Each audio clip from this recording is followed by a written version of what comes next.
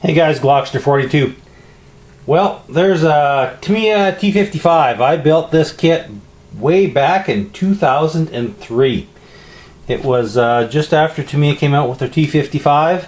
I discovered Vallejo paints and some of the European modeling magazines, and I took a hand at doing some really heavy weathering. And vehicles like this you can weather the hell out of. Because let's face it, built in the 50s and 60s, shipped over to Africa, little or no maintenance, beat to crap, blah blah blah. You can weather the hell out of some of these types of models versus World War II German. Anyway, this was my first real attempt at paint chipping and heavy duty weathering, and at the time I was heavy into the model circuit, or the model contest circuit, and this made a few rounds, and it did pretty good in a few shows. So I'll admit I garnered a few trophies on it. But looking at it now, the paint chipping looks pretty doggone heavy-handed and not nearly subtle enough. But let's face it, back in 2003, this was kind of leading edge weathering techniques. It's just how things have changed in model building. Now this one's wearing frul tracks and a metal barrel and a whole bunch of photo etch and a whole bunch of other nonsense that I don't get that much into anymore.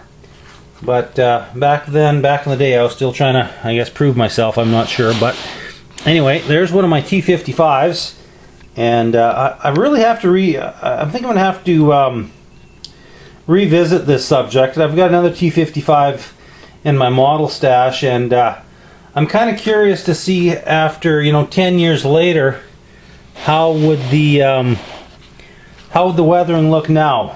How would the weathering turn out now? Now, quick aside note: this is a Ethiopian or Somali. I believe this is a Somali colors.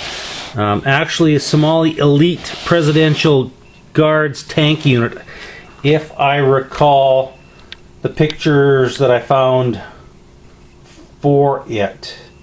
They had a camouflage color. I found back in the old days, I had found a website that had a lot of pictures of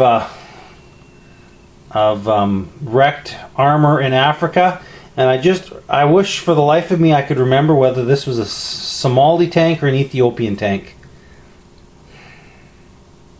I'm thinking it may have been Somali.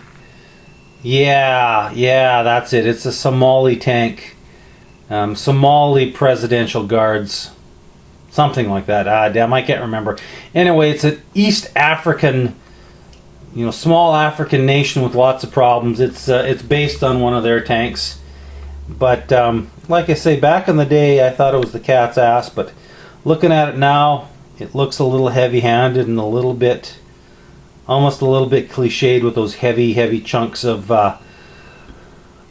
chipped paint. This is supposed to be the original Soviet color, which I put on afterwards. Like I say, back in '93, that's kind of how we were doing things. There was no hairspray technique that I knew of, or anyone was talking about in magazines. So it was basically painting on your chips and whatnot. But even still, I think it still kind of holds itself up 10 years later. So anyway, guys, once again, thanks for watching. I sure appreciate the support and everybody who's been the kind comments and the subscribers and all the rest of that good stuff. Later, guys. Thanks.